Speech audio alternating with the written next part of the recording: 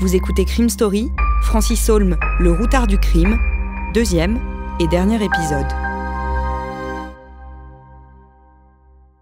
Au début des années 1990, le gendarme Jean-François Abgral est hanté par le meurtre sauvage d'Aline Pérès, une aide-soignante de 49 ans tuée sur une plage bretonne à côté de Brest en mai 1989. Depuis le début de l'enquête, il a dans le viseur un certain Francis Saulme, un marginal qui sillonne la France et qu'il a déjà pu interroger quelques fois.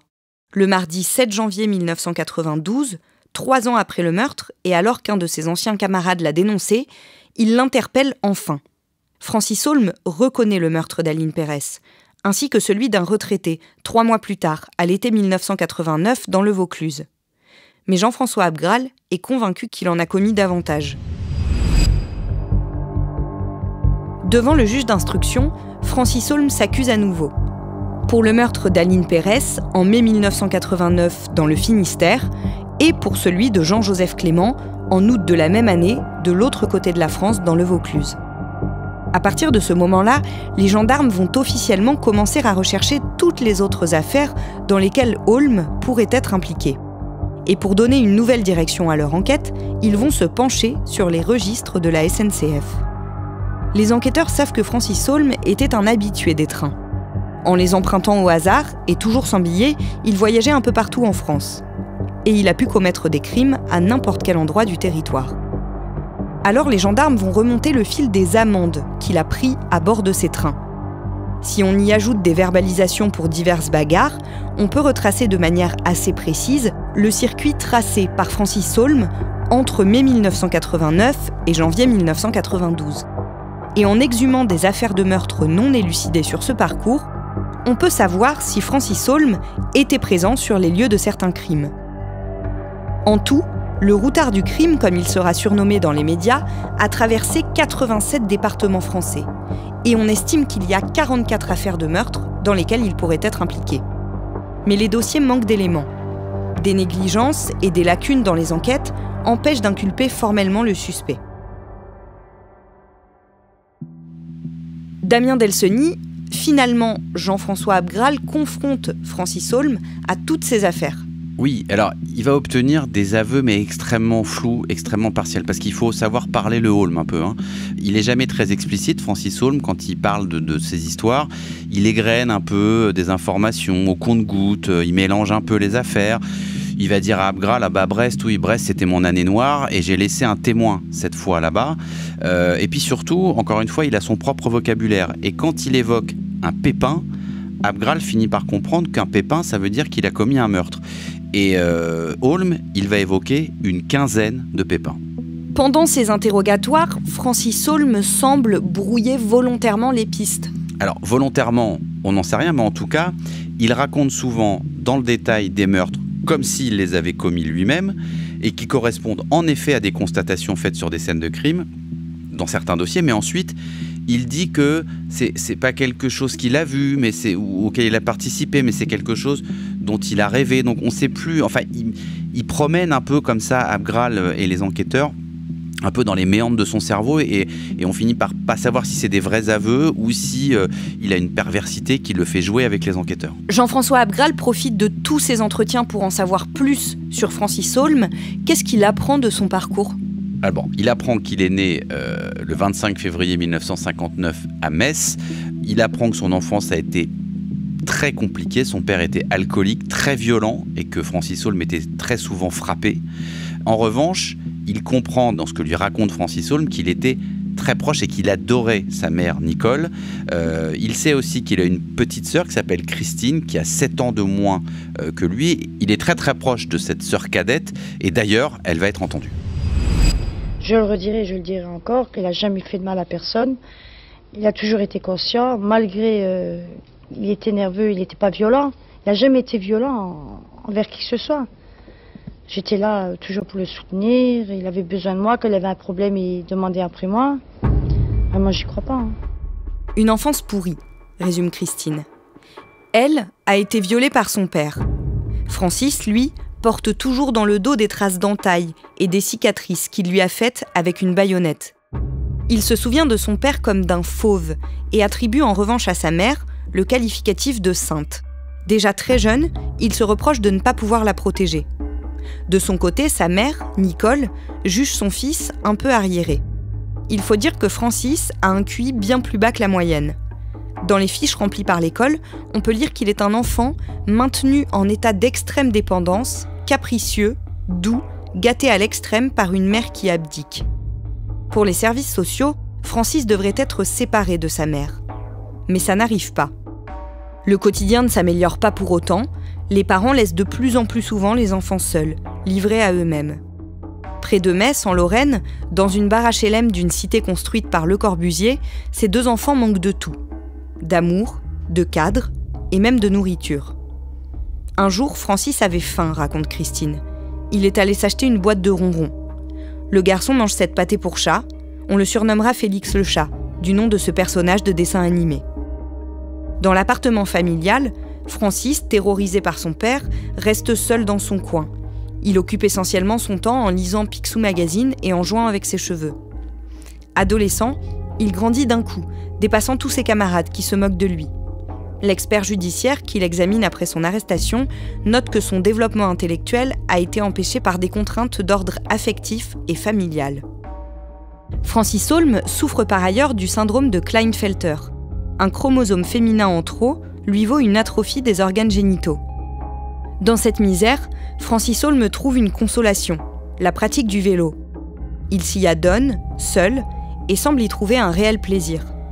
Quand il ne roule pas, il bichonne son vélo, le nettoie jusque dans les moindres détails. Et cette passion ne le lâchera plus. Pendant 4 ans, il est scolarisé dans un établissement d'enseignement adapté, où il n'est manifestement pas heureux. Il boit, se taillade les bras avec des tessons de bouteille et se fait interner plusieurs fois à l'hôpital psychiatrique. Puis il commence à travailler, par-ci par-là. Des petits emplois sur quelques semaines, comme manœuvre sur des chantiers. En 1984, Francis a 25 ans. Sa mère meurt d'un cancer le mardi 16 octobre. « Ça fait boum dans ma tête », dira-t-il plus tard. Une plaie béante s'ouvre en lui.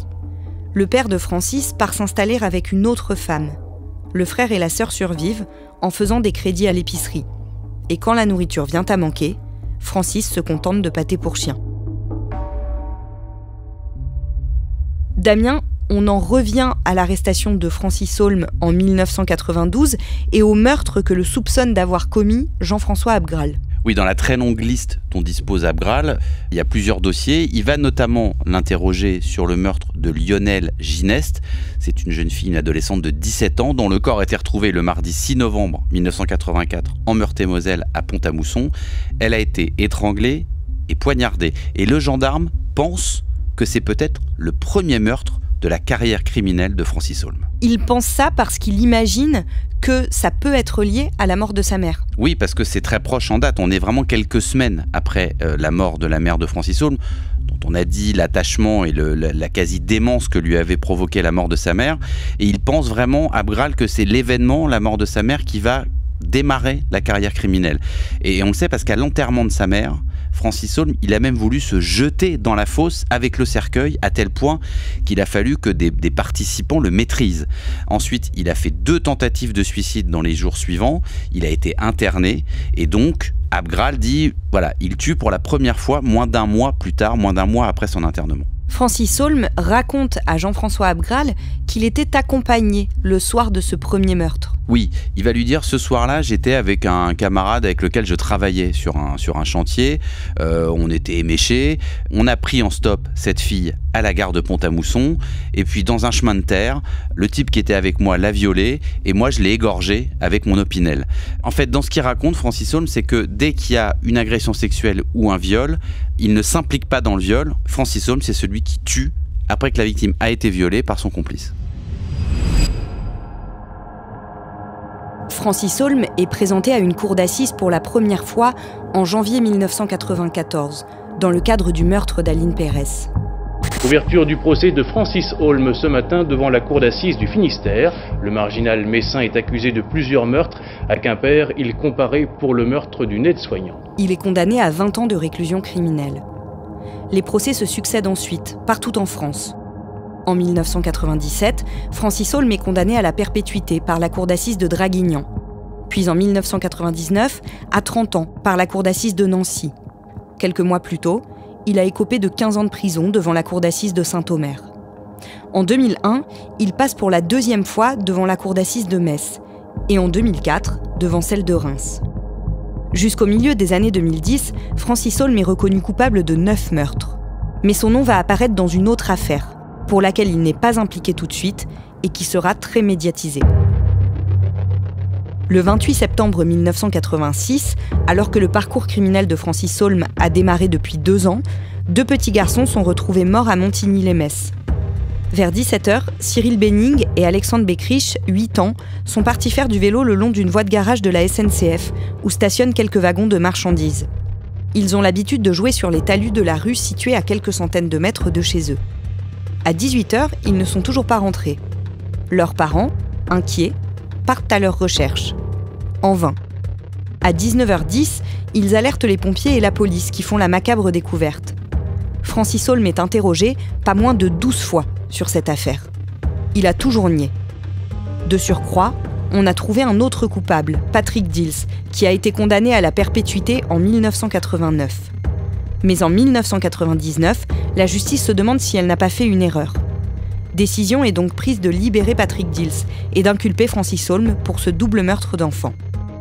Le 31 mars 2014, 28 ans après les faits, un nouveau procès s'ouvre. Dans l'actualité de ce vendredi, Francis Holm, le tueur en série, déjà plusieurs fois condamné, a été mis en examen pour un double meurtre qui remonte à 20 ans. Francis Holm est sur le banc des accusés. Il se dit innocent, mais ne convainc pas. Le 17 mai 2017, la cour d'assises de la Moselle, à Metz, le condamne à la réclusion criminelle à perpétuité. Il fait appel. Le 21 décembre 2018, la cour d'assises d'appel des Yvelines, à Versailles, le condamne à la même peine. Damien, est-ce qu'on sait aujourd'hui combien de meurtres a commis Francis Holm ? Alors, il a été condamné pour 11 meurtres commis entre le 5 novembre 1985 et le 5 janvier 1992, parfois seul, parfois avec des complices. Mais la justice continue à chercher s'il n'en a pas commis d'autres. La preuve, le 20 octobre 2023, donc l'année dernière, Francis Holm a été mis en examen pour le meurtre de Jean-Joseph Clément, un réparateur de machines agricoles tué le 7 août 1989 dans le Vaucluse, qu'on avait retrouvé mort près d'une rivière à Avignon, qui était une des premières affaires sur laquelle Abgral avait déjà eu des doutes à l'époque. Il avait avoué le crime, il s'était rétracté, et en 2002, finalement, il y avait eu un non-lieu qui avait été décrété par la justice, c'est-à-dire on estimait qu'il n'y avait pas assez de charges contre Francis Holm pour le mettre en examen, mais le nouveau pôle de Colquès qui a ouvert à Nanterre a repris le dossier, et donc ils ont une nouvelle fois mis en examen Francis Holm dans l'affaire Clément. Francis Holm est un tueur en série, mais il a une particularité par rapport à d'autres. Oui, il n'a pas de type de victime, on l'a déjà dit. Il peut tuer à la fois des enfants, des femmes, des hommes. Il n'y a pas non plus un mode opératoire répétitif. Il tue souvent avec ce qu'il peut avoir sous la main, mais il peut utiliser un couteau, il peut aussi utiliser une pierre, il peut utiliser ses mains. Voilà, donc ça tranche un peu avec l'image qu'on avait aussi de ces tueurs en série qui ne tuaient soit que des femmes, soit que des enfants, avec un rituel particulier. Holm, il n'a pas vraiment de rituel. On a l'impression qu'il agit sous une pulsion très forte de violence. On l'a dit, sa plus jeune victime, c'est un garçon de 10 ans, et la plus âgée, c'est une femme de 86 ans. Et alors, qu'est devenu Jean-François Abgral, le gendarme qui l'a poursuivi pendant des années, qui a témoigné lors de ses procès, et même jusqu'au plus récent ? Oui, parce que Jean-François Abgral, par la force des choses, il est devenu le spécialiste français de Francis Holm. Alors, il a quitté la gendarmerie, il est devenu détective privé, et c'est sûr que c'est sans doute le meilleur connaisseur, et puis surtout, c'est celui qui a détecté le premier l'extrême dangerosité de Francis Holm, et qui a détecté le premier qu'il pouvait être à la tête d'un sinistre palmarès. Francis Holm a toujours été reconnu responsable pénalement de ses actes. Mais son état de santé a souvent été présenté comme pouvant expliquer en partie son parcours criminel. Âgé de 65 ans, il purge actuellement une peine de réclusion criminelle à perpétuité à la maison centrale d'Ensisheim, dans le Haut-Rhin. Il est incarcéré aux côtés d'autres tueurs en série, tristement célèbres, comme Guy Georges ou Émile Louis. Un nouveau procès pourrait avoir lieu dans les mois qui viennent pour faire la lumière sur le meurtre de Jean-Joseph Clément. Car si Francis Saulme avait reconnu ce crime auprès de Jean-François Abgral, il avait finalement été acquitté en 2002. Mais de nouveaux éléments ont permis de l'inculper à nouveau. Aujourd'hui, Francis Saulme est un des tueurs en série français les plus meurtriers. S'il est condamné une nouvelle fois, le nombre officiel de ses victimes montera à 12.